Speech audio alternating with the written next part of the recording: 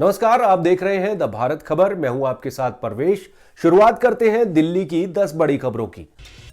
दिल्ली नगर निगम के मेयर पद का चुनाव जल्द कराने की मांग पर सुप्रीम कोर्ट ने एलजी ऑफिस और प्रोटेम स्पीकर सत्या शर्मा को नोटिस जारी किया। आम आदमी पार्टी की मेयर पद की उम्मीदवार शैली ओबराय ने इसके लिए सुप्रीम कोर्ट में याचिका दायर की है। कोर्ट ने दिल्ली सरकार और एमसीडी कमिश्नर को भी नोटिस जारी कर सोमवार तक जवाब मांगा है। शैली ओबराय की ओर से वरिष्ठ वकील अभिषेक मनु सिंघवी बुधवार को चीफ जस्टिस डीवाई चंद्रचूड़ की अध्यक्षता वाली बेंच के सामने पेश हुए। सिंघवी ने कहा कि हालांकि नगर निगम के चुनाव 4 दिसंबर को हुए थे, लेकिन 2 महीने गुजरने के बावजूद अभी तक मेयर, डिप्टी मेयर और स्टैंडिंग कमेटी के सदस्यों का चुनाव नहीं हो पाया है। संविधान के मुताबिक मनोनीत पार्षदों को वोट डालने का अधिकार नहीं है, लेकिन प्रोटेम स्पीकर उन्हें भी वोट डालने की इजाजत दे रहे हैं।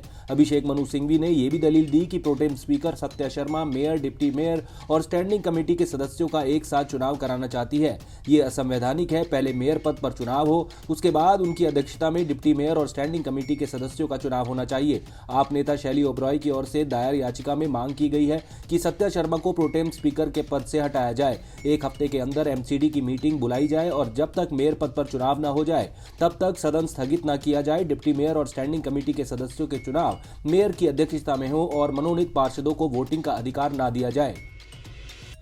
मेयर चुनाव को लेकर जारी विवाद के बीच दिल्ली में आप बीजेपी में तनातनी का नया एपिसोड शुरू हो गया है। अब बीजेपी ने दिल्ली की केजरीवाल सरकार पर जासूसी का आरोप लगाया है। दरअसल जांच एजेंसी सीबीआई ने दिल्ली सरकार की फीडबैक यूनिट पर जासूसी का आरोप लगाते हुए डिप्टी सीएम मनीष सिसोदिया और बाकी अधिकारियों के खिलाफ केस दर्ज करने की अनुमति उपराज्यपाल से मांगी है।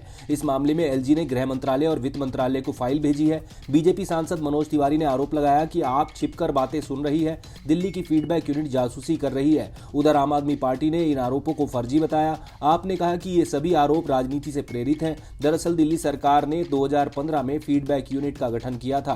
तब इसमें 20 अधिकारियों के साथ काम करना शुरू किया था। आरोप है कि इस यूनिट ने फरवरी 2016 से सितंबर 2016 तक राजनीतिक विरोधियों की जासूसी की। यूनिट ने न सिर्फ बीजेपी के बल्कि आप से जुड़े नेताओं पर भी नजर रखी। इतना ही नहीं, यूनिट के लिए एलजी से भी कोई अनुमति नहीं ली गई। आरोप है कि यूनिट ने तय कामों के अलावा राजनीतिक खुफिया जानकारी भी इकट्ठा की। ईडी ने दिल्ली शराब घोटाले से जुड़े मामले में बड़ी कार्रवाई करते हुए शराब बनाने वाली बड़ी कंपनी ओएसिस ग्रुप के डायरेक्टर गौतम मल्होत्रा को गिरफ्तार किया है। गौतम पर मनी लॉन्ड्रिंग का आरोप है। ईडी ने गौतम को राउज एवेन्यू कोर्ट में पेश कर 14 दिन की रिमांड की मांग की। कोर्ट ने मल्होत्रा की ईडी कस्टडी रिमांड दिनों पर फैसला सुरक्षित रख लिया। आपको बता दें कि गौतम मल्होत्रा पूर्व अकाली दल के विधायक दीप मल्होत्रा के बेटे हैं। मल्होत्रा को बुधवार को पकड़ा गया। इस मामले में बुधवार को यह दूसरी गिरफ्तारी है। इससे पहले सीबीआई ने हैदराबाद के चार्टर्ड अकाउंटेंट बुच्ची बाबू गोरांटला को गिरफ्तार किया था। आपको बता दें कि 6 जनवरी को शराब घोटाला मामले में प्रवर्तन निदेशालय ने दूसरी चार्जशीट दायर की थी।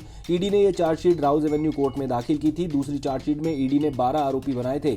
इसमें 12 अभियुक्तों के नाम थे। इनमें 5 गिरफ्तार व्यक्ति विजय नायर, शरत रेड्डी, बिनॉय बाबू, अभिषेक बोयनपल्ली, अमित अरोड़ा और 7 कंपनियां शामिल हैं।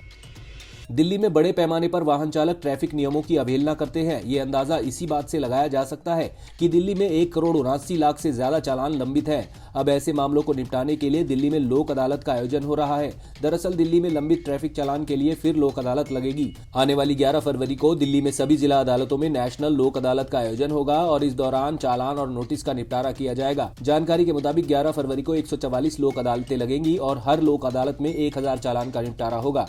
बताया जा रहा है कि Delhi state legal service authority DSLSA और ट्रैफिक पुलिस ने मिलकर ये प्लान बनाया है। दोनों अथॉरिटी ने अपनी अपनी वेबसाइट पर लोक अदालत से जुड़ी जानकारी साझा की है। अहम बात यह है कि लोक अदालतों में सिर्फ भुगतान करने योग्य चालान ही लिए जाते हैं और इस बार 31 अक्टूबर 2022 तक लंबित सभी चालान लिए जाएंगे।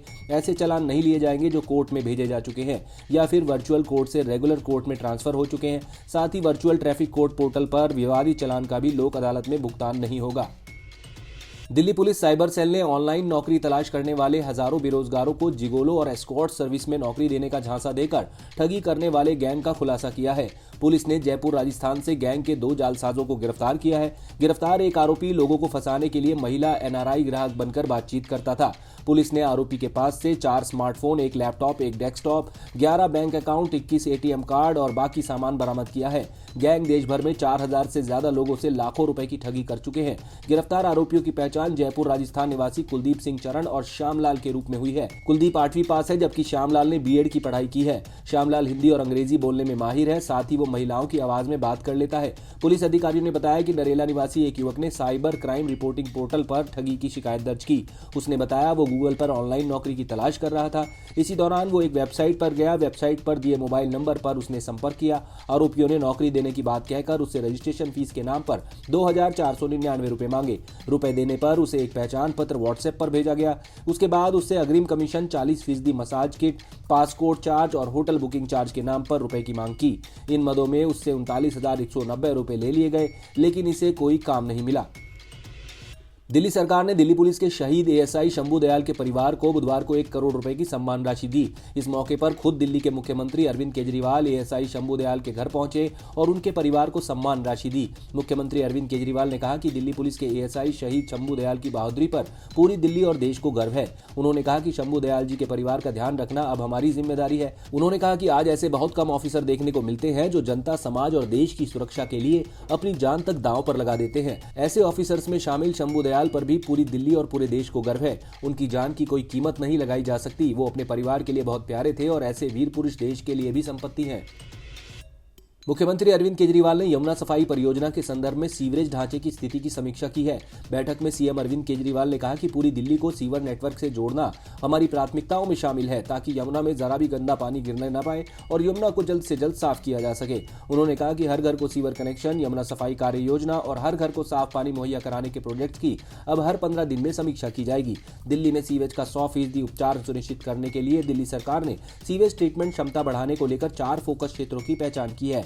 इनमें ओखला, दिल्ली गेट और सोनिया विहार में 3 नए एसटीपी का निर्माण, 40 नए डीएसटीपी का निर्माण, 3 मौजूदा एसटीपी का पुनर्वास और 18 मौजूदा एसटीपी की उन्नयन और क्षमता बढ़ाना शामिल है।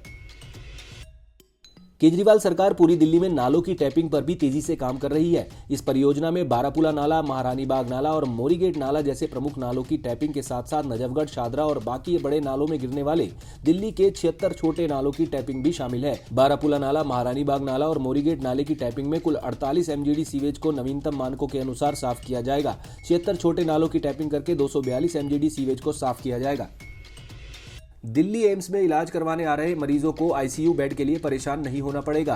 एम्स के सभी विभाग अपने स्तर पर आईसीयू और एचडीयू बेड की संख्या बढ़ाएंगे। एम्स निदेशक ने 28 फरवरी तक इस मामले में प्रस्ताव तैयार करने को कहा है। दरअसल एम्स में आईसीयू और एचडीयू बिस्तरों की संख्या 10% से कम है। एम्स मास्टर प्लान के लागू होने के बाद ये संख्या बढ़कर 30% से ऊपर जा सकती है। वर्तमान में मरीजों को आईसीयू और एचडीयू बेड उपलब्ध करवाने के लिए मौजूदा वार्ड बेड को परिवर्तित किया जा सकता है। एम्स निदेशक डॉक्टर एम श्रीनिवास ने आदेश दिया है कि सभी विभाग अपने वार्डों के भीतर छोटा आईसीयू और एचडीयू वार्ड बनाएंगे। टास्क शिफ्टिंग और टास्क शेयरिंग दृष्टिकोण को लागू करके मौजूदा मानव संसाधनों का कुशल उपयोग किया जा सकेगा।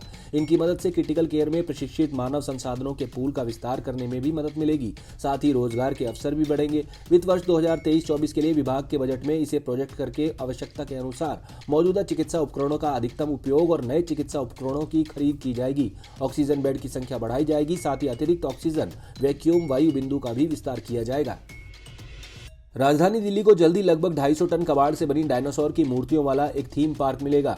दिल्ली के उपराज्यपाल वीके सक्सेना ने सराय कालेखां में वेस्ट टू वंडर पार्क के दूसरे चरण की आधारशिला रखी। अधिकारियों ने बताया कि डायनासोर पार्क का निर्माण 13 करोड़ रुपए की लागत से किया जाएगा। एक वरिष्ठ अधिकारी ने बताया कि डायनासोर थीम पार्क परियोजना के तहत लगभग 250 टन स्क्रैप सामग्री से डायनासोर की 15 सचल और स्थायी संरचनाओं का निर्माण किया जाएगा। केंद्रीय मंत्री राजनाथ सिंह ने फरवरी 2019 में सराय कालेखां के पास राजीव गांधी स्मृति वन में वेस्ट टू वंडर पार्क का उद्घाटन किया था। दिल्ली नगर निगम ने एक बयान में कहा कि वेस्ट टू वंडर पार्क में 3.5 एकड़ भूमि पर दूसरे चरण का विकास किया जाएगा। बयान में कहा गया है कि G20 शिखर सम्मेलन से पहले इस तरह की परियोजना से राष्ट्रीय राजधानी की सुंदरता और हरियाली बढ़ेगी। आप देख रहे थे दिल्ली की 10 बड़ी खबरें। अगर आपको हमारी ये खबरें पसंद आई तो लाइक कीजिए, कमेंट कीजिए और इसे अपने दोस्तों के साथ व्हाट्सएप पर शेयर कीजिए। नमस्कार।